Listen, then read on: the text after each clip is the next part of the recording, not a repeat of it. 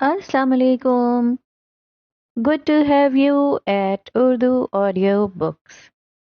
हाजिर खिदमत है मेहरुनिसा शाहमीर का नावल बिस्मिल, एपिसोड 29। थोड़ी देर बाद पैकअप हो रहा था। रात का अंधेरा छाने लगा था। टीम मैनेजमेंट सारे डिजाइनर्स और बाकी के लोगों को अपनी निगरानी में गाड़ियों में बिठाकर घरों की तरफ रवाना कर रहे थे। जरा से फासले पर रखे बड़े से पत्थर पे कैस गंभीर बैठा था। हाथ में कॉफी का मग था और साथ खड़ी हुदैबिया उसे कुछ बता रही थी। जीनिया चंद पल फासले पर खड़ी उसे देखती रही, फिर उसकी तस्वीर दिखाने के लिए उसकी तरफ बढ़ी। हुदैबिया किसी काम से चली गई। अब वो अकेला था।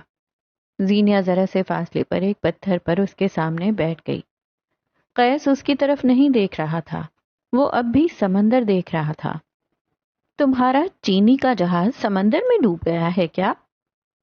वो कैस की नजरों के ताक़ुब में देख रही थी। उसने जवाब ना दिया। अगर ऑफिस का कोई मसला है तो मुझे बता दो, शायद हल निकल आए, वरना मैं लेट हो रही हूं।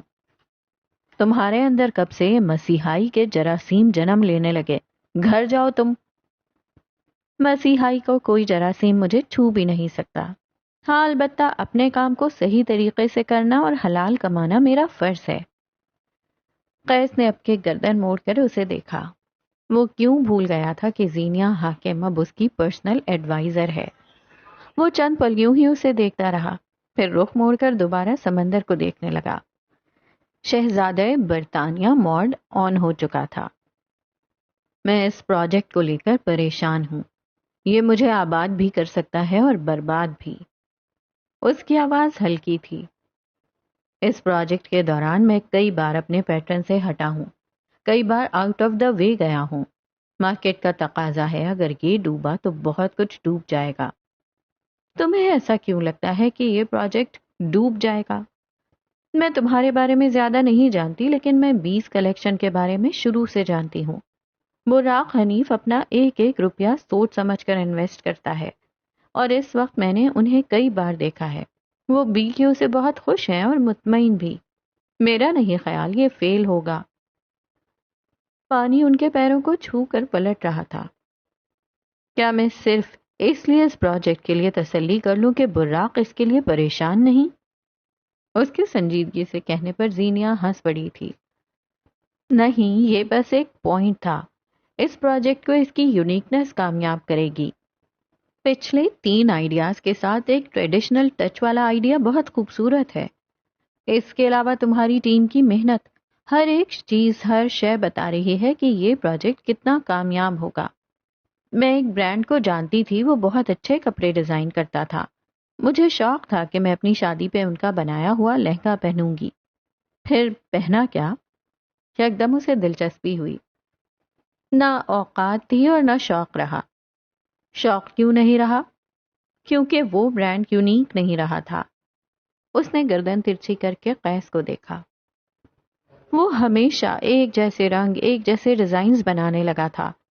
कई लोग बस उसके नाम की वजह से उसे खरीद लेते थे, लेकिन मेरे जैसे फैशन इंथुजियास्ट, हमें माइल करना है तो कुछ नया करो। और तुमने किया है। तुमने बहुत कुछ बदला है कैस। खुद पे यकीन नहीं रखोगे तो चाहे सारी दुनिया तुम पे यकीन करने लगे, दिल को खुशी नहीं मिलेगी। लेकिन ये भी हो सकता है कि लोगों को मेरी बनाई हुई वही पुरानी चीजें पसंद हों और वो इस यूनिक टच को कबूल ना कर सकें। तुम जानते हो तुम्हारे साथ क्या हो रहा है? कभी गौर करने की कोशिश की है? कैस ने हाथ झुलाया, बेजारी से गर्दन घुमाई। उसकी कॉफी अब ठंडी हो गई थी। सब दोस्त समझ रहे हैं मैं पागल हो गया हूं। मेरे खानदान को लग रहा है मैं ज्यादा सोच रहा हूं, क्योंकि कोई कैसम को ना कैसे कह सकता है। तुम ये कहना चाहती हो कि मैं नॉर्मल नहीं हूं? जीनिया उसी तरह उसे देखती रही, फिर नफी में सर हिलाया। तुम नॉर्मल हो, क्योंकि मसाइल नॉर्मल लोगों के साथ होते हैं। तुम्हें बस इम्पोस्टर सिंड्रोम हुआ है। कैस की आंखें पुरसोच अंदाज में छोटी हो गई थीं। अपने काम पे शक करना, इसके लिए आने वाले रद्द अमल से खौफजदा होना, ये सब इसी की निशानी है। اس کا کوئی حل؟ وہ پوری طرح متوجہ ہوا۔ بالکل ہے، یا تو اسے ڈیل کرو یا اگنور کرو یا پھر ہرا دو۔ اس نے گنوایا۔ ہرایا کیسے جائے؟ Snack pack. قیس کی بھویں اچنبھے سے اکٹھی ہوئیں۔ زینیا نے کہنا جاری رکھا، 1 یا 2 منٹ کا چھوٹا سا ٹریلر جن میں تمہارے بنائے گئے ڈیزائنز کی جھلک ہو۔ مجھے یقین ہے لوگ پاگل ہونے لگیں گے اور تمہارے اندر کے اندیشے ختم ہو جائیں گے۔ اندیشے ختم ہو یا نہ ہو، آئیڈیا ضرور چوری ہو جائے گا۔ اس دنیا میں کچھ بھی اوریجنل نہیں ہے سوائے ان چیزوں کے جو اللہ نے بنائی ہیں۔ دنیا کے 90% سے زیادہ آرٹ انسپائرڈ ہیں۔ کوئی قسم سے کچھ نہیں چرا سکتا۔ اس کے موبائل پہ کال آنے لگی۔ زینیا نے بیگ سے موبائل نکالا تو حلق تک کڑوا ہو گیا۔ بالاج کی کال تھی۔ وہ پتھر سے نیچے اتر آئی۔ مجھے یہ کال لینی ہوگی۔ Okay bye. وہ موبائل کان سے لگائے آگے بڑھائی۔ بہت جلدی بھول گئیں تم مجھے۔ کراچی چلی گئیں، بہن بھائی اور ابا سے ملنے لگیں۔ تمہیں لگتا تھا میں تمہیں اور تمہارے دھوکے کو بھول گیا ہوں۔ وہ زہر خند لہجے میں پھنکارا تھا۔ کیا بھول گئی ہو جس عطیے پہ اپنے باپ کا علاج کروا رہی ہو وہ کس نے دیا تھا؟ عطیہ نہیں، قرضہ۔ 10 لاکھ جہیز کے نام پر بٹورے اور 13 لاکھ کا سونا۔ 3 ماہ کے اندر اگر ان کا پروفٹ نکالو تو اتنے ہی بنیں گے جتنے اس وقت تم سے لیے ہیں۔ ایک اور بات، میں تم سے اور ان فضول کال سے ڈرتی نہیں ہوں۔ کوئی اور طریقہ ڈھونڈ لو۔ اس نے کال کاٹ دی۔ تنفس پھول گیا تھا۔ دل ایک بار پھر زخم ہوا تھا۔ عورت پہلا دھوکہ نہیں بھولتی۔ زندگی گزارنے کا نہیں، جینے کا وقت ہے زینیا۔ اس نے خود کو یاد دہانی کروائی اور آگے بڑھ گئی۔ بشر کا میسج آیا تھا۔ وہ اسے لینے آ چکا تھا۔ خوف سے آگے نکل آؤ تو زندگی منتظر رہتی ہے۔ حاکم نواب آج کی رات بھی اسپتال میں ہی رہنے والے تھے۔ زینیا شوٹ سے سیدھا اسپتال آئی تھی۔ تھوڑی دیر حاکم نواب کے ساتھ بیٹھی رہی۔ بشر ان کے ساتھ رکنے والا تھا۔ زینیا اور کونج کو وہ ہوٹل میں نہیں چھوڑ سکتا تھا، سو آج کی رات وہ دونوں بھی اسپتال میں ہی رہنے والی تھیں۔ کونج کی سہیلی فریحہ اپنے باپ اور چچا سمیت ان سے ملنے بھی آئی تھی۔ اس کے چچا اسی اسپتال میں ڈاکٹر تھے۔ انہی کی معرفت سے انہیں اسپتال میں رکنے کی اجازت ملی تھی۔ بشر باہر کسی کام سے گیا تھا۔ زینیا حاکم نواب کے سرہانے بیٹھی تھی۔ کھڑکی کے ساتھ رکھے صوفے پہ کونج اور فریحہ دھیمی آواز میں باتیں کر رہی تھیں۔ ابھی تو تمہارا بھائی بھی نہیں ہے، تم ایک بار میرے ساتھ چلو تو صحیح، اسی اسپتال کے 3ری منزل پہ ہے وہ کلینک۔ فریحہ اس سے سرگوشی میں کہہ رہی تھی۔ کونج متذبذب تھی۔ ایسا سنہری موقع دوبارہ نہیں ملے گا کونج، ہاں کہہ دو۔ تم کہو تو میں تمہاری بہن سے بات کرتی ہوں۔ آج کونج حاکم کو علم ہوا تھا کہ نہ نہیں کہہ پانا کتنا بڑا مسئلہ تھا۔ نہ کہنے والوں کے ساتھ ایک ٹریجڈی ہوتی ہے۔ وہ لوگوں کے ساتھ ٹال مٹول کے ساتھ کام لیتے ہیں اور پھر بالآخر ایک دن دھر لیے جاتے ہیں، وہاں جہاں ان کے لیے کوئی راہ فرار نہیں ہوتی۔ زینیا آپی، کیا میں اور کونج تھوڑی دیر کے لیے فوڈ کورٹ جا سکتے ہیں؟ بشر بھائی کے آنے سے پہلے ہم واپس آ جائیں گے۔ زینیا نے گردن موڑ کر ان دونوں کو دیکھا۔ 1 منٹ میں ان کے چہرے اسکین کیے۔ شور، تم فوڈ کورٹ جا سکتی ہو؟ وہ کونج کی آنکھوں میں آنکھیں ڈال کر بولی تھی۔ اسے بے انتہا شرمندگی ہوئی۔ چھوٹے بہن بھائیوں کو ہر وقت روک ٹوک نہیں کرنی چاہیے۔ کئی بار انہیں راستے کے خاردار کانٹے دکھا کر اکیلا چھوڑ دینا چاہیے۔ وہ فریحہ کے ساتھ باہر نکل آئی۔ لفٹ سے ہوتے ہوئے راہداریاں عبور کرتے ہوئے وہ دونوں اب ایک جگہ جمع تھیں۔ ایک بینچ پر بیٹھے ہوئے وہ اپنے اطراف میں دیکھ رہی تھی۔ فریحہ ذرا فاصلے پہ کھڑی کال پہ بات کر رہی تھی۔ کونج انگلیاں چٹکاتے ہوئے اپنے نمبر کا انتظار کر رہی تھی۔ دفتن کوئی 40-42 کی عمر کا مرد اس سے ذرا سے فاصلے پر آ کر بیٹھا۔ وہ موبائل پہ کچھ بٹن دبا رہا تھا، ساتھ ساتھ کچھ بڑبڑا رہا تھا۔ کونج بے اختیار گردن پھیر کر اسے دیکھنے لگی۔ صاف ستھری رنگت، ہلکی داڑھی، پرکشش نقوش اور آنکھوں پہ نظر کا چشمہ چڑھائے وہ آدمی اس کی توجہ گھیر گیا۔ مجھے نہیں پتا تھا میں اتنا ہینڈسم ہوں. مجھے 3 منٹ تک دیکھنے کے لیے شکریہ بچے. اچانک وہ موبائل سے نظریں اٹھا کر مسکراتے ہوئے بولا. کونج کو ڈھیر ساری شرمندگی ہوئی. میں آپ کو نہیں دیکھ رہی تھی، میں آپ کا موبائل دیکھ رہی تھی. It's it's nice. اس نے بات سنبھالنی چاہی. آدمی ہنوز نرم نظروں سے اسے تکتا رہا. اگر تم کہتی ہو تو یہ سچ ہی ہوگا. وہ فوراً مان گیا. کچھ لوگ جلدی سامنے والے کی بات مان جایا کرتے ہیں. ویسے یہ بتاؤ تم یہاں کیا کر رہی ہو؟ انہوں نے کوہنی بینچ پہ ٹکائی اور اس کی طرف پورا کا پورا مڑا. آس پاس دیکھیں، اس کمرے کے بورڈ پہ لکھا نام اور عہدہ دیکھیں. میں بھی اسی کام کے لیے آئی ہوں جس کے لیے باقی سب یا پھر آپ. کچھ لوگ ہوتے ہیں جو آپ کو بولنے کا ڈھیر سارا کانفیڈنس دیتے ہیں. میں تو یہاں لوگوں سے باتیں کرنے آیا ہوں. ابھی 2 لوگوں سے بات کی اور انہوں نے مجھے جھڑکا، سو میں یہاں آ گیا. آپ کو برا نہیں لگا انہوں نے آپ کو جھڑکا؟ اسے فکر لاحق ہوئی. نہیں، اس میں برا لگنے والی کیا بات ہے؟ انسان جذبات میں 2 طرح کے رد عمل دیتا ہے. پہلا، وہ خوش ہو جاتا ہے اور دوسرا، غصہ. رد عمل پہ کیسا غصہ؟ تو مجھے یہ بتاؤ تم یہاں کیوں آئی ہو؟ کچھ لوگ بڑی بڑی باتوں کو ہوا میں اڑا دیتے ہیں. یہ میری دوست کے چچا کا کلینک ہے. میں یہاں وائٹننگ انجیکشن لگوانے آئی ہوں. مجھے اس کی ضرورت ہے. اور ایسا کس نے کہا ہے؟ کیسا؟ یہی کہ تمہیں ان انجیکشنز کی ضرورت ہے. سب کہتے ہیں. وہ الجھی. یعنی ہر کوئی کہتا ہے. علاج میں بھلا کیا مسئلہ ہے؟ آدمی نے غور سے اسے دیکھا. آنکھوں میں تعصب در آیا.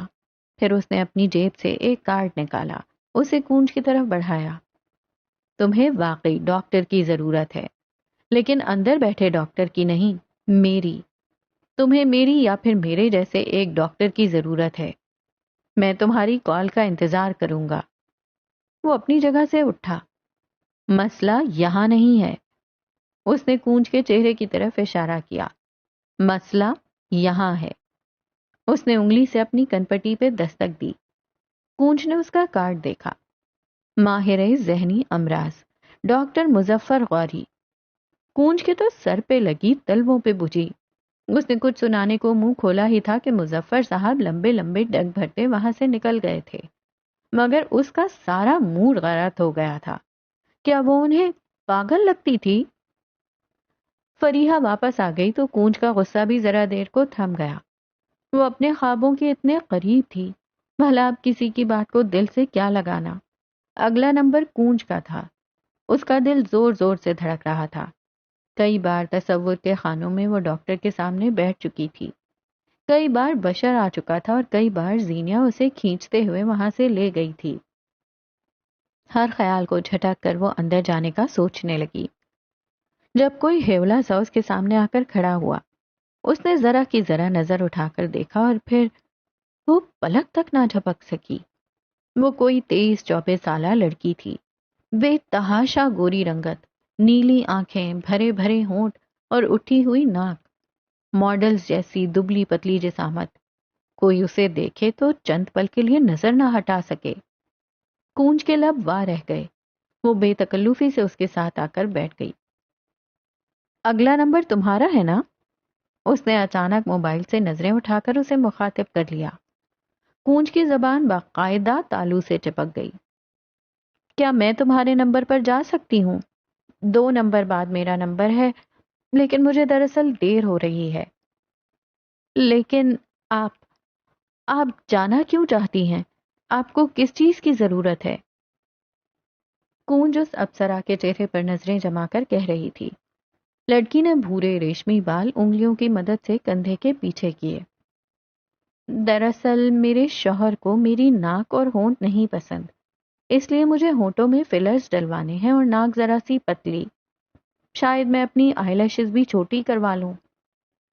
وہ عام سے انداز میں بتا رہی تھی مگر کونج کو اپنی زندگی کی سب سے غیر متوقع بات سننے کو ملی تھی.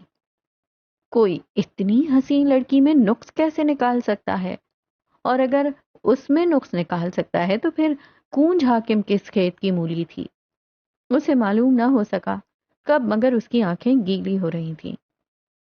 آپ کو خود کو کیا لگتا ہے؟ کیا آپ اپنے چہرے سے مطمئن نہیں ہیں؟ لڑکی ہونٹ کاٹنے لگی تھی۔ I think I am the prettiest woman on earth۔ وہ ہنس کر بولی تو کونج گیلے چہرے کے ساتھ ہنس پڑی۔ مجھے میرا چہرہ بہت پسند ہے۔ پہلے میرا وزن زیادہ تھا، مجھے بہت پسند تھا کہ میرے ہاتھ بھرے بھرے لگیں، لیکن میرے شوہر اور ساس کو میرا بڑھا ہوا وزن اچھا نہیں لگتا تھا، سو میں نے آپریشن کروا لیا۔ مجھے لگا اب سب صحیح ہو جائے گا، مگر نہیں، میرے شوہر کو اب میرے چہرے سے مسئلہ ہے۔ اس نے گردن جھکا دی۔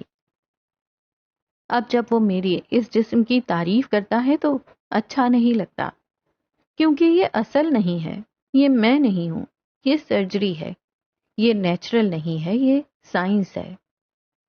آپ رک کیوں نہیں جاتی؟ جب آپ جانتی ہیں آپ کا شوہر یا پھر لوگ آپ سے کبھی خوش نہیں ہوں گے، پھر بھی آپ انہیں خوش کرنے میں کیوں لگی ہوئی ہیں؟ کیونکہ میں ایک بار دنیا کو فیری ٹیل دکھا چکی ہوں، میں ایک بار لوگوں کی بات مان چکی ہوں، میں نے لوگوں کو خود پہ حاکمیت دی، پھر انہوں نے میرے جسم کے فیصلے اپنے ہاتھ میں لے لیے، حالانکہ یہ ان کا حق نہیں تھا۔ میرے قدم ایک بار بڑھ چکے ہیں، تم اپنے قدم روک لینا۔ وہ کونج کا ہاتھ اپنے ہاتھ میں لے بیٹھی۔ تم خوبصورت ہو، ہر انسان خوبصورت ہے کیونکہ اسے اللہ نے بنایا ہے۔ اس نے اس دنیا میں کچھ بھی غیر ضروری نہیں بنایا، جو اس نے بنایا وہ پرفیکٹ ہے، تمہیں بس اسے قبول کرنا ہوگا۔ تم یہاں کسے خوش کرنے آئی ہو کونج حاکم؟ آواز تھی کہ سور، کونج ہل بھی نہ سکی۔ میں نے تمہیں ہر حالت میں قبول کیا تھا، پھر آج یہاں کسے خوش کرنے آئی ہو؟ اس نے شاکی نظریں اٹھا کر دیکھا۔ زیغم یوسف میر اپنے پورے قد کے ساتھ اس کے سامنے کھڑا تھا۔ کونج کیوں بھول گئی کہ آج بشر کے ساتھ آنے والا مہمان زیغم تھا۔ آس پاس دنیا ساکن ہو گئی۔ کونج کو لگا تھا وہ اب کبھی سانس نہیں لے سکے گی۔ کمبیر محل کی اوپری منزل پہ واقع مہدی کمبیر کے کمرے میں آؤ تو نیلی مدھم روشنیاں ہر سو پھیلی تھیں۔ ایک طرف دیوار پہ اس کی تصاویر لگی تھیں، 55 ملک جس میں اسپین نے اضافہ کر دیا تھا، اور یہ ہوئے پورے 56 ملک۔ ہر تصویر میں اس کے چہرے پہ نظر آنے والی خوشی اصلی تھی۔ تصویروں سے ہٹ کر جیتے جاگتے نفوس کی طرف آؤ تو زمین کی طرف جھکے ہوئے پیٹ پہ وہ آڑا ترچھا لیٹا ہوا تھا، بال بکھرے ہوئے اور چہرے پہ تھکن تھی۔ دفتن اس کا موبائل چنگھاڑنے لگا۔ پہلی اور دوسری بیل پہ تو وہ سوتا بن گیا، مگر کال ملانے والا کافی ڈھیٹ واقع ہوا تھا۔ اس نے یہاں سے وہاں ہاتھ مارا اور بالآخر اس کا موبائل اس کے ہاتھ میں تھا۔ مندی مندی آنکھوں سے نمبر دیکھا اور پھر اس کے 14 طبق روشن ہوئے تھے۔ وہ فوراً بستر چھوڑ کر اٹھ بیٹھا۔ واصف منیر کی یہ کال اسے حواسوں میں لے آئی تھی۔ واصف منیر وہی شخص ہے جس کی اسکیچ بک قیسم سے چوری ہوئی تھی، مگر چونکہ وہ قیسم کے برابر اپنی کمپنی کھڑی کر رہا تھا، سو قیس نے اس کے سارے منصوبے ملیہ میٹ کر دیے تھے۔ مجھے یاد نہیں کیا تم نے؟ فون کے پار اس کی زہر خند آواز سنائی دی۔ مجھے یقین تھا تم لوگوں نے مجھے یاد نہیں کیا ہوگا، لیکن میں کمبیز کو نہیں بھولا۔ کیا بکواس ہے، اب تم قیسم کے لیے کام نہیں کرتے نا، پھر اب کیا فائدہ ان کالز کا؟ وہ کہتے ہوئے اٹھا، میز پہ رکھا اپنا لیپ ٹاپ کھولا، انسٹاگرام کھولا، کہیں کچھ ہو تو نہیں گیا۔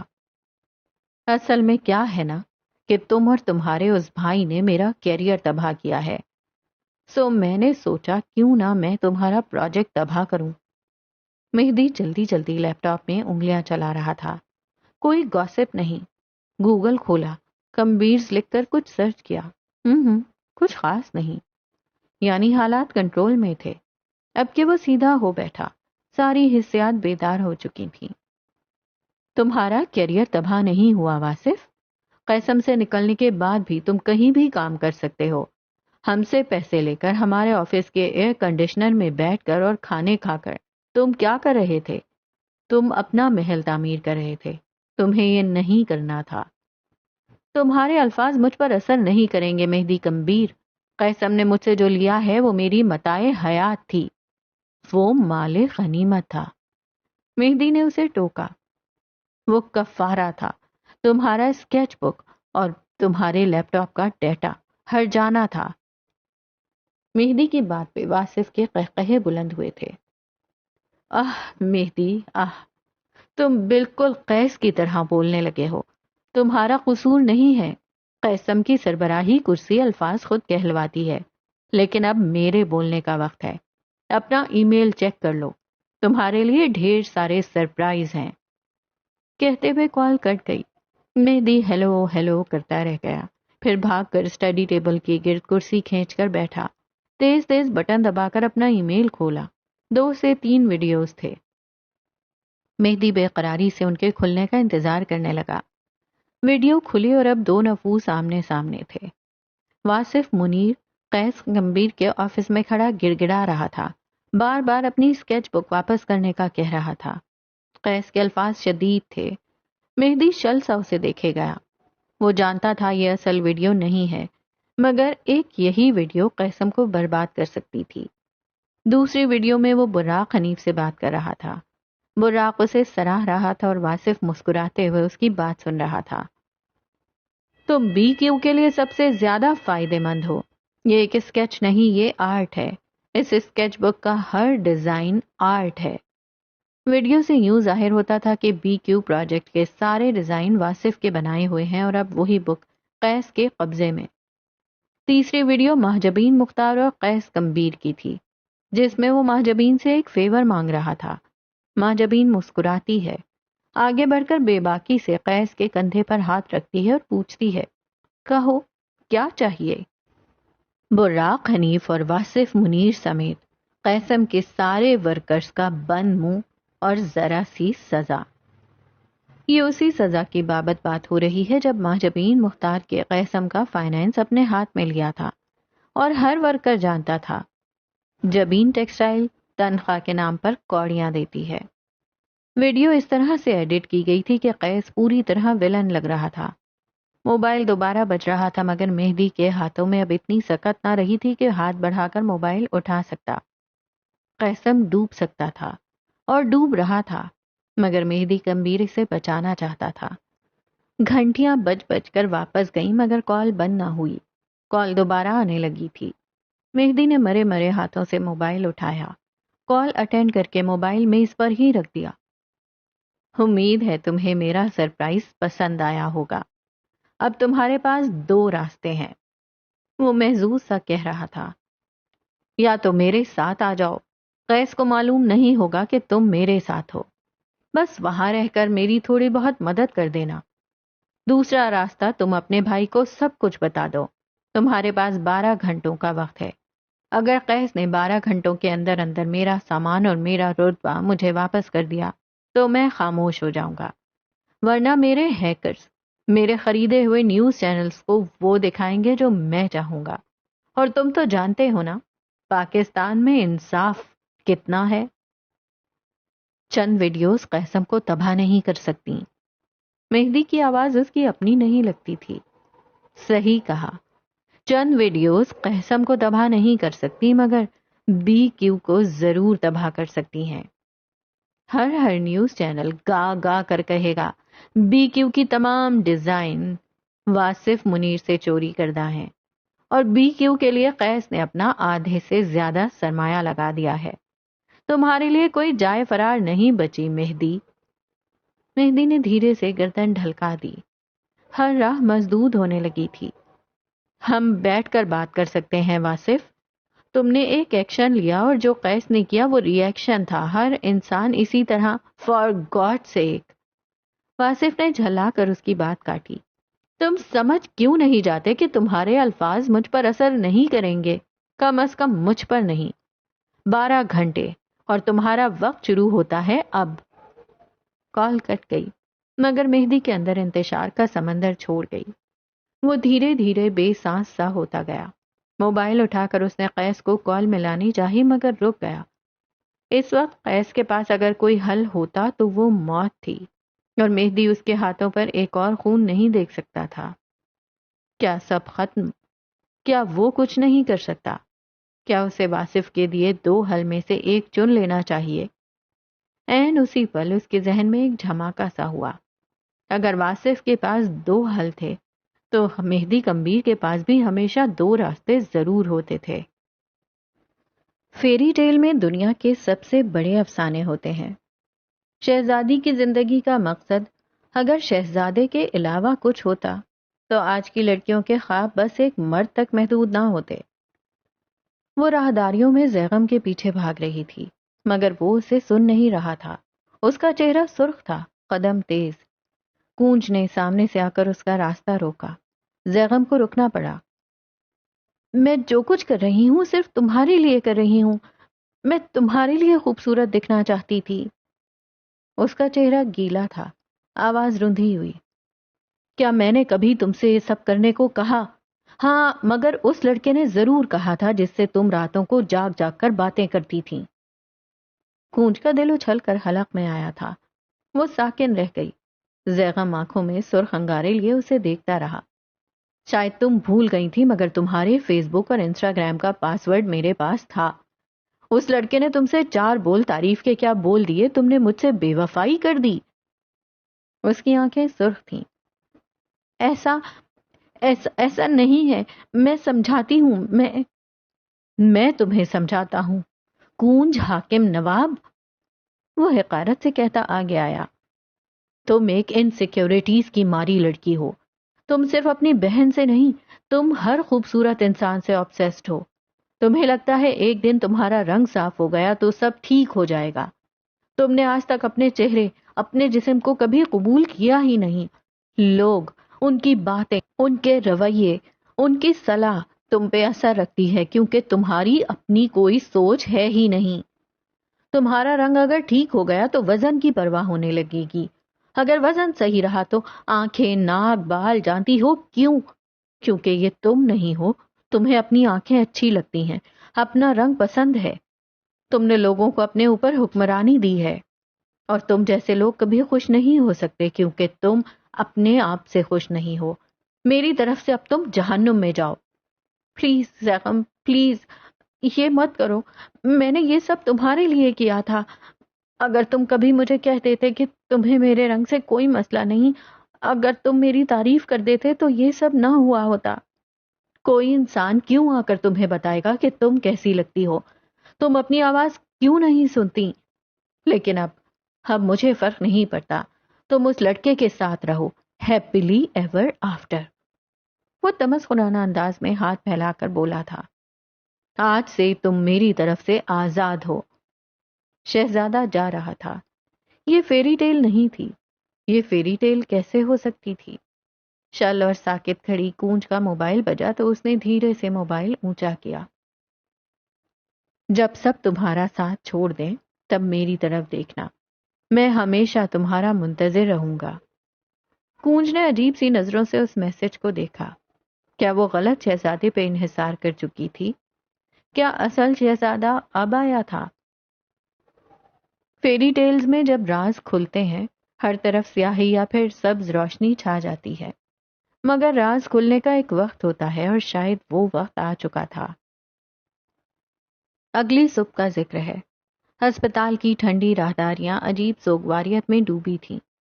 زینیا حاکم نواب کی ویل چیئر گھسیٹتے ہوئے انہیں آپریشن روم کی طرف لے جا رہی تھی، مگر اس سے تھوڑی دیر پہلے وہ تازہ ہوا کھانا چاہتے تھے. تیسری منزل کی دیوار گیر کھڑکیوں کے قریب وہ رک گئی. اسی پل اس کا فون بجنے لگا تھا. تم سٹی اسپتال میں ہو نا؟ کال اٹینڈ کرتے ہوئے اسے پہلا جملہ یہی سننے کو ملا تھا. میں دوسری منزل پہ ہوں. تم کہاں ہو؟ میں تیسری منزل پہ روم نمبر 307 کے سامنے ہوں. لیکن تم کیوں پوچھ رہے ہو؟ دوسری منزل پہ کھڑے فون سے کان لگائے قیس نے گہری سانس لی. کل رات اس نے ایک بار پھر گوادر کا نمبر ملایا تھا مگر جس سے بات کرنی تھی ہو نہ سکی، اور کل رات سے اسے ایک خیال ستا رہا تھا. زینیا حاکم. اس کے ذہن میں ایک بار پھر خیال آیا تھا کہ کہیں یہ اس کی منگیتر تو نہیں. خود کو 1000 بار جھٹکا، دلیلیں پیش کی مگر بے سود. پھانس دل میں چپ چکی تھی. پھر اس کے ذہن میں ایک اچھوتا خیال آیا. زینیہ حاکم کے باپ سے ملنے کا۔ میں اپنے ایک دوست کی طبیعت پوچھنے آیا تھا تو سوچا تمہارے فادر سے بھی مل لیتا ہوں، میں اوپر آ رہا ہوں۔ اپنی کہہ کر کال کاٹ دی۔ حاکم نواب ہنوز کھڑکی سے باہر دیکھ رہے تھے۔ زینیہ ان کے عقب میں کھڑی ہو گئی۔ اسی پر لمبی راہداری میں قیس نمودار ہوا۔ اس کی نظروں کی سیدھ، بالکل سیدھ میں زینیہ حاکم اپنے باپ کے ساتھ کھڑی تھی اور وہ اس سے کچھ کہہ رہے تھے اور زینیہ غور سے سن رہی تھی۔ قیس کی نظر اٹھی مگر اس کی نظروں کے آگے کوئی آ گیا تھا۔ وہ کوئی حاملہ عورت تھی جس نے اپنے 3 سالہ بچے کا ہاتھ پکڑ رکھا تھا اور وہ گرتے گرتے بچی تھی۔ ہاتھ میں پکڑے کاغذات ایک ایک کر کے ہاتھ سے چھوٹ گئے۔ قیس نے آگے بڑھ کر جلدی سے اسے سنبھالا، پھر نیچے دیکھا۔ اس کے فلیٹ شوز کے لیس کھلے ہوئے تھے اور اس کی حالت دیکھ کر لگتا تھا وہ جھک کر انہیں باندھ نہیں سکتی۔ اس نے ایک گہری سانس لی اور نیچے جھک گیا، شو لیس ٹھیک سے باندھے اور ایک ایک کر کے اس کے کاغذات سمیٹنے لگا۔ چند پل بعد اٹھ کھڑا ہوا۔ عورت ممنون سی اس سے کچھ کہہ رہی تھی اور وہ بس سر ہلا رہا تھا۔ اگر انہیں چھوڑ کے 10 سیکنڈ وقت کو پیچھے لے جاؤ اور سامنے کھڑی زینیہ کو دیکھو تو بشر اس سے حاکم نواب کو کہیں لے جانے کا کہہ رہا تھا۔ زیغم بھی ساتھ کھڑا تھا۔ چند سیکنڈ کا کھیل تھا اور بشر حاکم انہیں لیے چلا گیا۔ مگر اسی پل ایک اور ویل چیئر پہ بیٹھا آدمی دھیرے دھیرے سے ویل چیئر چلاتا آگے جا رہا تھا۔ اس کی نرس پاس کھڑی فون پر بات کر رہی تھی۔ آدمی نے رک کر زینیہ سے کچھ پوچھا۔ شاید وہ زیغم اور اسے کپل سمجھ رہا تھا۔ زینیہ ہنستے ہوئے اس کی نفی کرنے لگی۔ اسی پل قیس کے سامنے سے وہ عورت ہٹی اور زینیہ حاکم سامنے آئی۔ ویل چیئر والے آدمی کو اب نرس اور اس کا بیٹا کہیں لے جا رہے تھے۔ زینیہ نے سامنے دیکھا، قیس اسے ہی دیکھ رہا تھا۔ زینیہ نے اس سے نظر پھیر کر ویل چیئر والے لڑکے سے کچھ کہا، شاید اس کے باپ کے بارے میں کچھ۔ پھر سامنے سے آتے قیس کو دیکھا۔ چند پل میں وہ اس کے سامنے کھڑا تھا، زیغم زینیہ کے ساتھ۔ قیس ابھی اس کے بارے میں کچھ پوچھتا کہ یہ میرا بھائی ہے۔ زینیہ فوراً بولی، مبادا وہ کوئی اور مطلب نہ لے لے۔ تمہارے ابا وہ کہاں ہیں؟ وہ جن کے ساتھ میں ابھی کھڑی تھی نا، وہ میرے ابا تھے۔ میرا بھائی انہیں آپریشن کے لیے لے گیا ہے، ملاقات نہیں ہو سکے گی۔ زینیہ نے متانت سے جواب دیا۔ قیس کے دل سے ڈھیر سارا بوجھ سرک گیا۔ اس کا دل ہلکا ہو گیا تھا۔ یعنی وہ جو آدمی ابھی اس کے سامنے سے گیا وہ حاکم نواب تھا اور جو اس کے ساتھ تھا وہ زینیہ کا بھائی۔ وہ بھی بھلا کیا کیا سوچنے لگا تھا۔ بشر نہیں تھا وہ، کم از کم بشر کو وہ اس کے چہرے سے پہچانتا تھا۔ اس کے وہم دور جا سوئے۔ فیری ٹیل نے ہر اور اپنا جال بچھا دیا، اور فیری ٹیل کا ایک المیہ ہوتا ہے، یہاں ایک لمبا عرصہ خوشیاں رہتی ہیں۔ وہ زینیہ سے پھر کبھی کہہ کر آگے بڑھ گیا۔ سبز روشنی نہیں چھائی، سیاہی نے کسی کو اپنی لپیٹ میں نہیں لیا۔ ابھی وقت تھا، ابھی مہلت تھی۔ کچھ انسان ولن نہیں ہوتے، ہیرو نہیں ہوتے، سفید اور سیاہ نہیں ہوتے، بس انسان ہوتے ہیں۔ وہ جنہیں کہانی کی لائم لائٹ نہیں ملتی، مگر ایک دن وہ کہانی پہ چھا جاتے ہیں، یوں کہ باقی ہر کردار چھپ جاتا ہے۔ آپریشن تھیٹر کے باہر بینچ پہ بیٹھا بشر حاکم سر کو ہاتھوں میں گرائے ہوئے تھا۔ آنسو ٹپ ٹپ اس کی آنکھوں سے بہہ رہے تھے۔ اسے آج معلوم ہوا تھا وہ حاکم نواب سے کتنی محبت کرتا ہے۔ اسے آج معلوم ہوا تھا کہ اسپتال کی بینچ پہ بیٹھ کر انتظار کرنا کیا ہوتا ہے۔ اسپتال کے اجازت نامے پہ دستخط کرتے ہوئے اس کے ہاتھ باقاعدہ کانپے تھے۔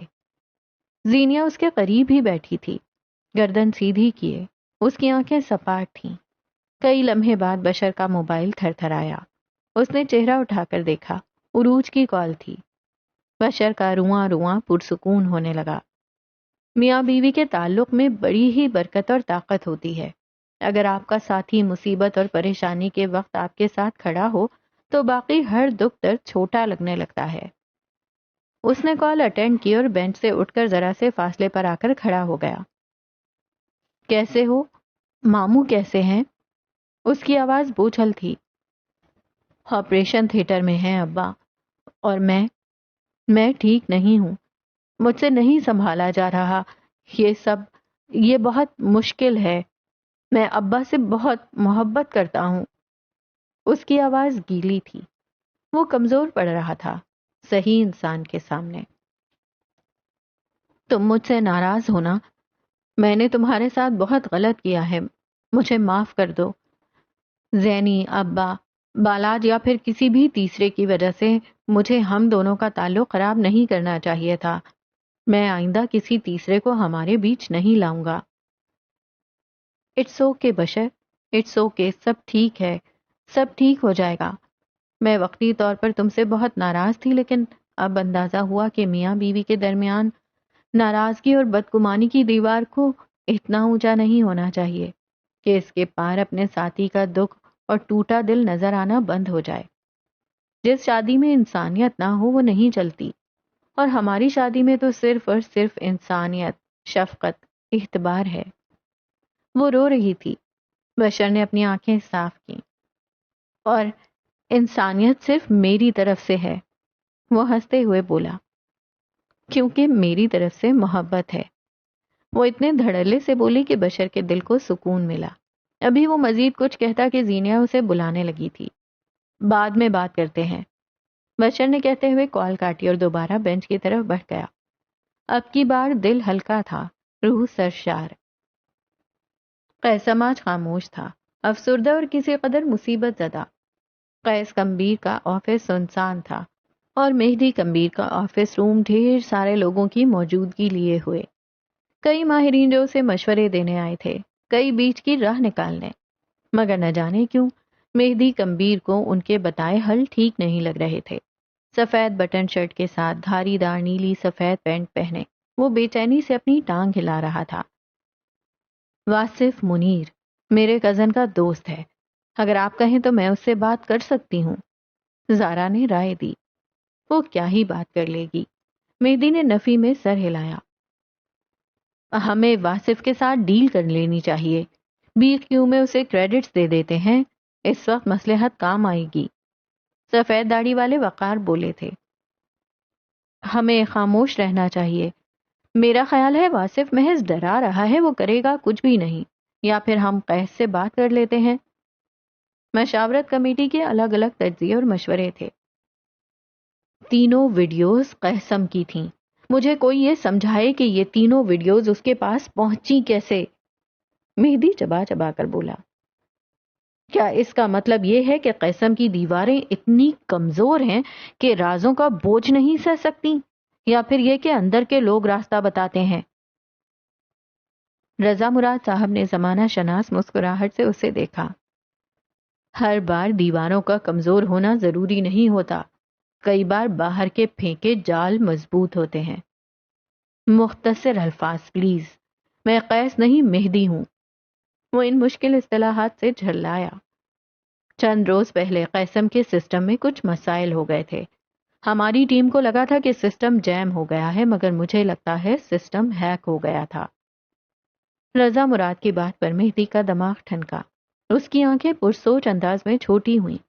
اس نے ہاتھ کے اشارے سے ہر ایک کو باہر نکلنے کو کہا۔ ایک لمحے کو، بس ایک لمحے کو اس کی آنکھیں غیر انسانی ہوئی تھی، پھر واپس نارمل۔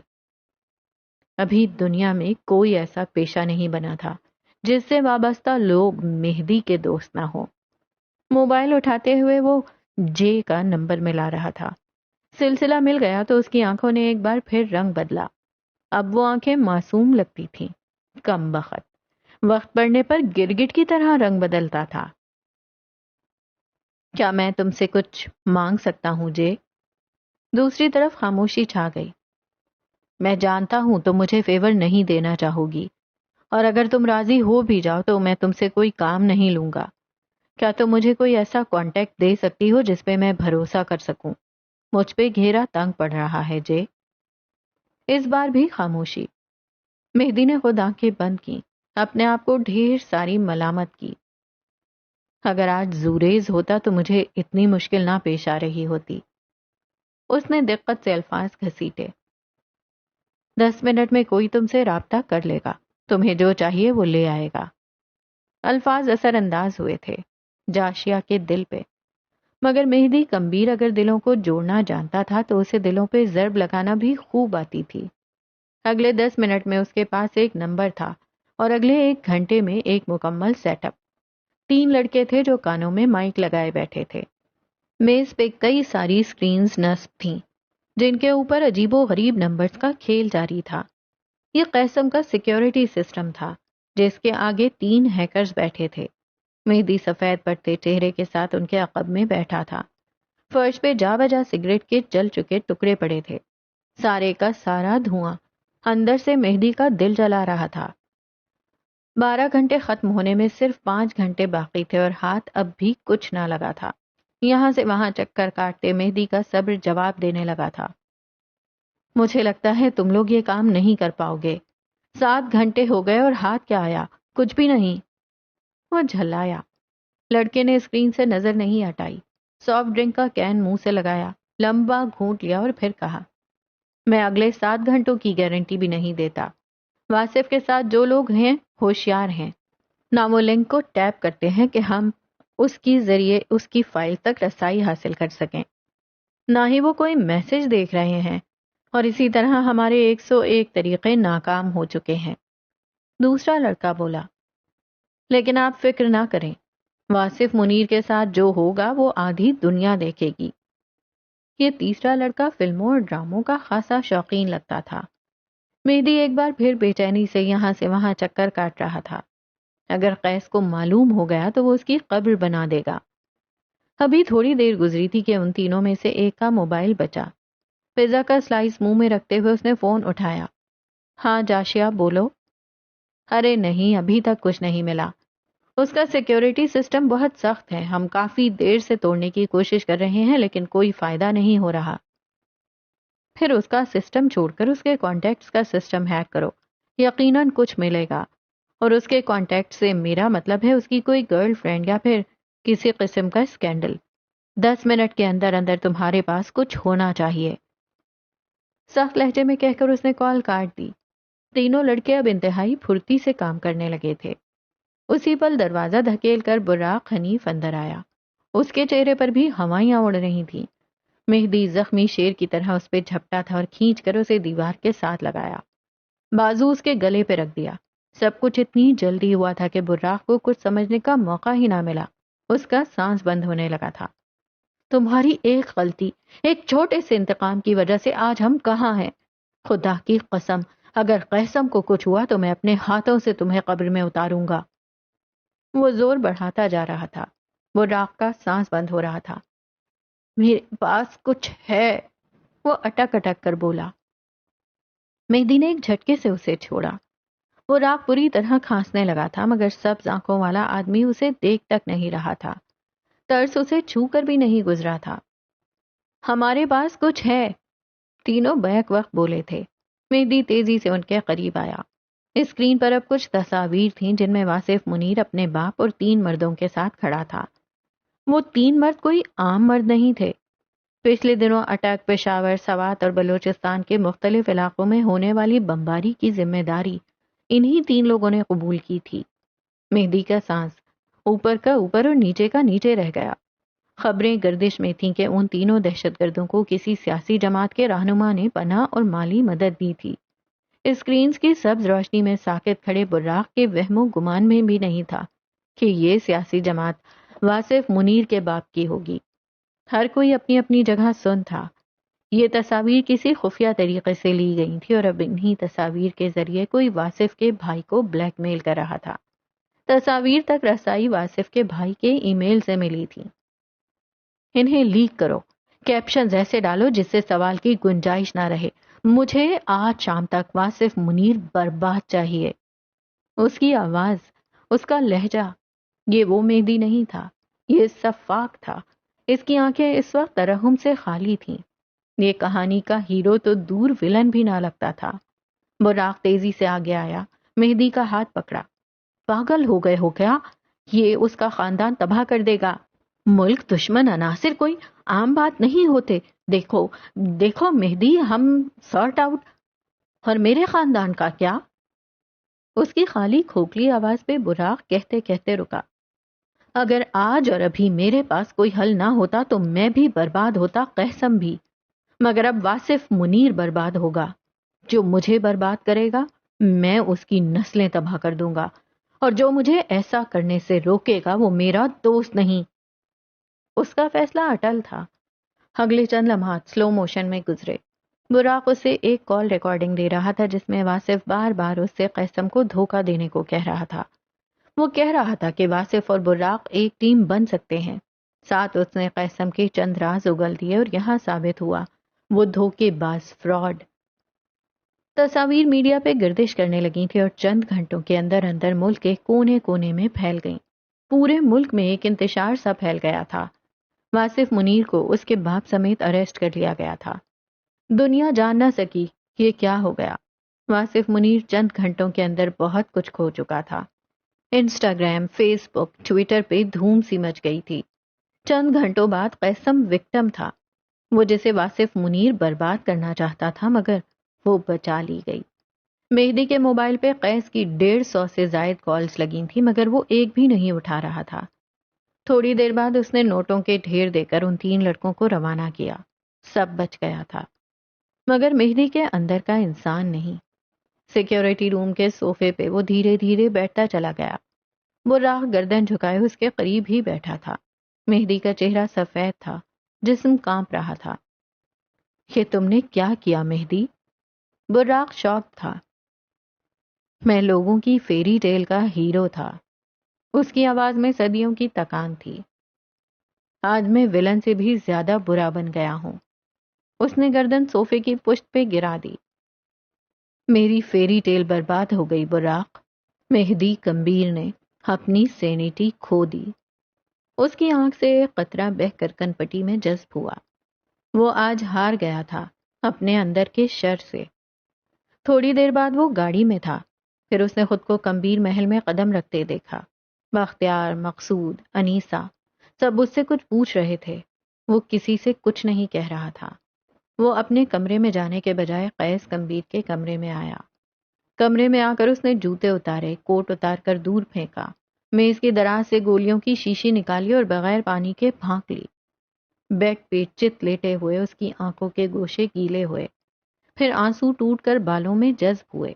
رفتہ رفتہ اس کی آنکھوں کے آگے اندھیرا چھا گیا، کھپ اندھیرا، غاروں جیسا اندھیرا۔ اگلا دن، ایک دن، صرف اور صرف ایک دن کے اندر چند تصاویر نے ملک کے اندر ہلچل مچا دی تھی۔ کمرے پہ بیڈ پہ غنودگی میں لیٹے مہدی کمبیر کا موبائل زور زور سے بج بج کر خاموش ہوا جاتا تھا۔ کافی دیر بعد اس نے مندی مندی آنکھیں کھول کر موبائل دیکھا۔ Guardian calling. بھاری ہوتے سر کے ساتھ وہ سیدھا ہو بیٹھا، موبائل کان سے لگایا۔ یہ آپ نے کیا ہے نا؟ اس کی آواز میں ملامت، تعصب، دکھ کچھ نہیں تھا۔ میں جانتی ہوں یا آپ نے کیا ہے۔ مجھ پہ ہنسنے کے لیے کال کی ہے؟ وہ سپاٹ انداز میں بولا۔ نہیں، حقیقت کا آئینہ دکھانے کے لیے۔ وہ اسپتال کے باہر جانے والی راہداری میں تھی۔ حاکم نواب کا آپریشن کامیاب ہوا تھا۔ آج اس کی واپسی تھی۔ جب آپ قیس اور میرے اندر کیڑے نکالتے تھے تب مجھے بہت برا لگتا تھا، لیکن آج آپ بھی ہم جیسے سیاہ ہو گئے ہیں۔ میں جج نہیں کر رہی، لیکن حقیقت یہی ہے۔ جب کوئی آپ کو تباہ کرنا چاہتا ہے تب آپ کے پاس ایک ہی آپشن ہوتا ہے، اسے تباہ کر دو۔ یہ کسی ولن کا کام نہیں، یہ انسان کا کام ہے۔ ہر انسان یہی کرتا ہے۔ وہ رکی۔ مہدی کی طرف سے کوئی جواب نہ آیا۔ اگر آپ کو حل چاہیے تھے تو مجھے کال کر لیتے۔ دوسری طرف مہدی زور سے ہنس پڑا تھا۔ تمہارے پاس ہر مسئلے کا حل ہوتا ہے، قیس کے پاس بھی۔ میرے پاس ہمیشہ بس 2 آپشن ہوتے ہیں، یا مر جاؤ یا مار دو، اور مہدی نے ہمیشہ مار دینے کو چنا ہے۔ اب آپ ٹھیک ہیں؟ یہ خیال نہیں، تجسس تھا۔ مہدی نے گہری سانس لی، جواب نہیں دے سکا۔ زینیا اب کے نرم پڑی۔ مہدی کمبیر، میری ایک بات آج غور سے سنیں۔ کوئی بھی انسان عظیم نہیں ہوتا۔ ہر انسان کے اندر اچھائی اور برائی ہوتی ہے۔ غالب وہی جذبہ آتا ہے جو ہمیں فیسینیٹ کرے۔ آپ پہ برائی کبھی غالب نہیں آ سکتی۔ آ چکی ہے زینیا، میں ایک آدمی کو تباہ کر چکا ہوں۔ اسے ملال ہوا، کیونکہ اس نے آپ کو تباہ کرنا چاہا۔ میں نہیں جانتی اس کے پاس کیا تھا، اس نے آپ سے کیا کہا۔ میں بس اتنا جانتی ہوں کہ مہدی کمبیر کبھی کسی انسان کے ساتھ ظلم نہیں کر سکتا۔ آپ نے جو کیا خود کو بچانے کے لیے کیا ہوگا۔ خود کو گلٹ میں مارے مت۔ مجھ سے نہیں ہوگا، میں یہ نہیں بھول سکتا، میرا دل یہ ماننے کو راضی نہیں، مگر ایک بات کہوں۔ اس کی آنکھیں غیر انسانی ہوئیں، چہرے سے ہر تاثر غائب ہوا۔ مجھے کوئی پچھتاوا نہیں، اگر 10 بار موقع ملا میں 10 بار یہی کروں گا۔ اگر اس نے 100 بار میرے خاندان کو میلی آنکھ سے دیکھا تو میں 100 بار اس کی آنکھیں نکالوں گا۔ میں سرمئی نہیں ہوں، اگر کوئی میرے کاروبار، خاندان یا پھر مجھ پر ناحق حملہ کرے گا تو میں سیاہ ہوں، صرف اور صرف سیاہ۔ ویلکم ٹو دی گینگ، وہ مسکرا کر بولی، شیطانی مسکراہٹ۔ مہدی نے بغیر کچھ کہے کال کاٹ دی۔ اسی پل اس کے کمرے کا دروازہ ایک دھاڑ سے کھلا۔ بکھرے بال، سلور زدہ کوٹ اوور میں شوق لیے قیس اندر آیا۔ مہدی کو دیکھ کر اس کے گلے میں ایک گلٹی سی ابھر کر معدوم ہوئی۔ اس کے قدم جامد ہو گئے۔ اسے یقین نہیں آیا، اسے آج پہلی دفعہ ان سبز آنکھوں سے نفرت نہیں ہوئی۔ آج پہلی مرتبہ اسے مہدی سے خون کی خوشبو آئی تھی۔ کوئی اس کے دل کو تیز دھار برچھی سے چیر رہا تھا۔ اس کا بھائی، اس کا مہدی ایسے کیسے کر سکتا تھا؟ وہ بچپن سے اس کی حفاظت کرتا آیا تھا، مگر اس نے مہدی کو کبھی میدان میں نہیں چھوڑا تھا۔ مہدی یک ٹک اسے دیکھ رہا تھا۔ قیس چھوٹے چھوٹے قدم لیتا آگے آیا اور مہدی کے عین سامنے آ کر رکا۔ اس کی آنکھیں اب بھی بے یقین تھیں۔ کہ تم نے کیا کیا مہدی؟ وہ دھیرے سے اس کے پاس آ کر بیٹھا۔ یہ تم نہیں ہو، یہ تم نے کیا کر دیا؟ اس نے ہاتھ بڑھا کر مہدی کے کندھے پر رکھا۔ میں نے تم سے کہا تھا اس خاندان کے لیے ابلیس قیس کمبیر بنے گا، میں نے کہا تھا نا۔ بے بسی، ہاں اب اس کے لہجے میں بے بسی تھی۔ قیسم میرے کندھوں پہ کھڑا تھا، تمہیں اس کا بوجھ اپنے سر لینے کی کیا ضرورت تھی؟ میں نے تم سے کہا تھا تم سب صاف رہو گے، کوئی برا بنے گا تو وہ قیس کمبیر ہوگا، میں نے کہا تھا نا۔ غصہ، اب اسے غصہ آیا تھا۔ اگر مہدی ان سب کے درمیان پھنس جاتا، اگر اسے کچھ ہو جاتا تو وہ کیا کرتا؟ ساری نفرت ایک طرف، مگر ان سب آنکھوں کو بند ہوتے دیکھنا اس کے لیے اذیت کی انتہا ہوتی۔ تم سے کس نے کہا تھا خود کو ان سب میں انوالو کرو؟ قیس پوری قوت سے چیخا۔ مجھ سے میرے خون نے کہا تھا۔ مہدی اس سے زیادہ بلند آواز میں چیخ پڑا۔ تم لوگ مجھے آؤٹ کاسٹ سمجھتے ہو، تم مجھے میرا مقام، میرا رتبہ نہیں دیتے، میری سب آنکھوں کی وجہ سے مجھ سے نفرت کرتے ہو، لیکن تم سب نے کبھی اس سرخون پہ غور نہیں کیا جو تم سے ملتا ہے۔ اس کی آنکھیں گیلی ہو رہی تھیں، گردن کی نسیں ابھر آئی تھیں۔ میں نے وہ کیا جو زمان کمبیر کرتا، میں نے وہ کیا جو سرور کمبیر کرتا، اور وہ بھی جو قیس کمبیر کرتا۔ میں اس کاروبار کو ڈوبنے نہیں دے سکتا تھا جیسے تمہارے اور میرے باپ نے کھڑا کیا تھا۔ میں اسے یہ اجازت نہیں دے سکتا تھا کہ وہ تمہیں گرائے۔ کوئی تمہیں گرائے گا تو مہدی کمبیر انہیں چلنے کے قابل نہیں چھوڑے گا۔ اور مہدی کمبیر ایسا کیوں کرے گا؟ اس سوال پر مہدی چند پل خاموش ہو گیا۔ قیس کی سیاہ آنکھوں میں دیکھتے ہوئے اس نے دھیرے سے چند الفاظ کہے تھے۔ کیونکہ تم میرے بھائی ہو۔ زندگی میں پہلی بار قیس کمبیر کے پاس الفاظ ختم ہو گئے تھے۔ وہ ٹکر ٹکر مہدی کا چہرہ دیکھے گیا۔ لیکن تم مجھے اپنا دشمن سمجھتے ہو، سمجھتے رہو، میں اپنا فرض نبھاؤں گا۔ تمہیں لگا ہوگا کہ میں تمہارا کاروبار ڈبو دوں گا، میں قیسم کو برباد کر دوں گا۔ مجھے ایسا نہیں لگا۔ وقت تھم گیا۔ کل رات سے ایک بھی دفعہ مجھے ایسا نہیں لگا کہ تم قیسم کو نہیں سنبھال سکتے، کیونکہ کل رات سے ایک دفعہ بھی مجھے قیسم کا خیال نہیں آیا، مجھے تمہارا خیال تھا مہدی۔ میں قیسم کے لیے نہیں، میں تمہارے لیے واپس آیا ہوں۔ اس کی آنکھیں، ان میں آج سرخی تھی، بے قراری بھی۔ مہدی شل سا اسے دیکھے گیا۔ میں ایسے 10,000 قیسم کھڑے کر سکتا ہوں، لیکن میں اپنا خاندان واپس نہیں لا سکتا۔ اگر زندگی میں کبھی مجھے کاروبار یا خاندان میں سے ایک چیز چننے کو کہا گیا تو تمہیں چنوں گا۔ اور قیس کمبیر ایسا کیوں کرے گا؟ قیس نے اسے دیکھا، وہ آنکھوں میں سوال لیے اسے ہی دیکھ رہا تھا۔ کیونکہ تم میرے بھائی ہو۔ الفاظ مہدی کے دل پہ شبنم کے قطرے بن کر گرے۔ کل رات کی ساری ریاضتیں ٹھکانے لگیں۔ گمبھیر محل سے خوف کے سائے دور ہوئے اور ٹھنڈی چھاؤں نے اپنے پر پھیلا لیے۔ تو جناب، کیسی لگی آپ کو آج کی ایپیسوڈ؟ مجھے تو لگتا ہے اچھی لگی ہوگی، کیونکہ مجھے خود بہت اچھی لگی۔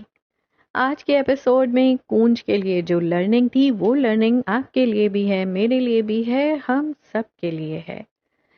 کیوں نہیں ہوتے نا مطمئن اپنی شکل سے، اپنے رنگت سے، اپنے فیچرز سے، اپنی ہائٹ سے، اور بھی بہت ساری ایسی چیزیں ہیں جن سے ہم مطمئن نہیں ہوتے۔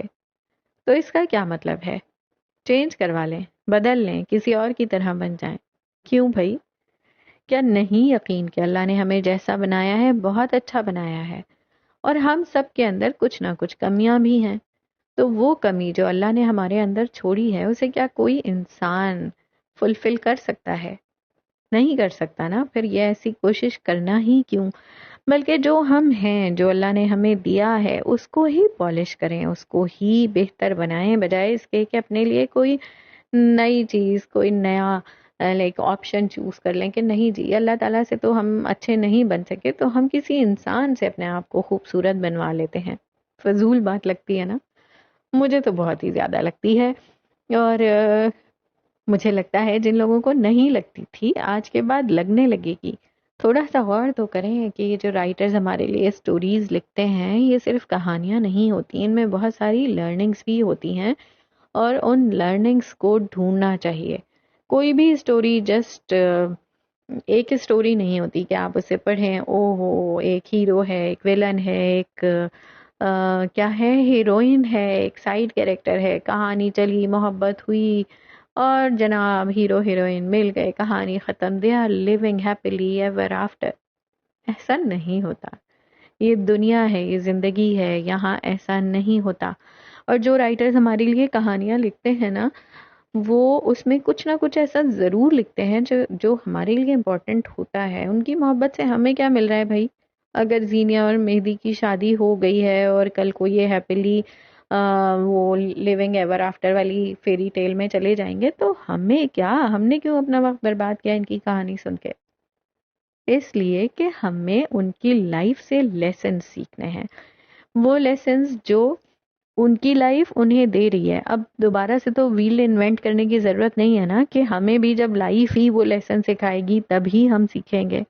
ارے بھائی، وہ لوگ بے وقوف ہوتے ہیں جو دوسروں کی لائک تجربات سے نہیں سیکھتے، اور ہر تجربہ انہیں اپنے اوپر خود ہی کر کے کچھ سیکھنا ہوتا ہے۔ تو یہ تھا جناب کونج کا جو آج کی ایپیسوڈ میں جو کچھ کونج کے ساتھ ہوا، اس سے میں نے کیا سیکھا۔ اور اس کے بعد جناب مہدی کا قصہ، آج تو مہدی نے حیران کر دیا، پریشان بھی کیا، لیکن حیران زیادہ کیا۔ کیسے مہدی نے اس مسئلے کو حل کیا، اور مہدی سے تو میں ایکسپیکٹ کر ہی نہیں رہی تھی کہ وہ کہے گا میں برباد کر دوں گا۔ قیس کی روح آ گئی ہے جناب اس میں۔ تو وہ جو واصف کہہ رہا تھا کہ اس قیسم کی سربراہی کرسی پہ جو بیٹھتا ہے وہ قیس کی طرح بولنے لگتا ہے، تو مجھے واقعی یہی لگ رہا ہے کہ مہدی میں بھی قیس کی روح آ گئی آج کے دن تک۔ اور جناب یہاں ہوا بھائیوں کا ملن۔ تو قیس نے کہا تم میرے بھائی ہو، مہدی نے کہا تم میرے بھائی ہو۔ تو دیکھیں یہ بھائی چارہ کب تک رہتا ہے۔ ملتے ہیں نیکسٹ ایپیسوڈ میں۔ اللہ حافظ۔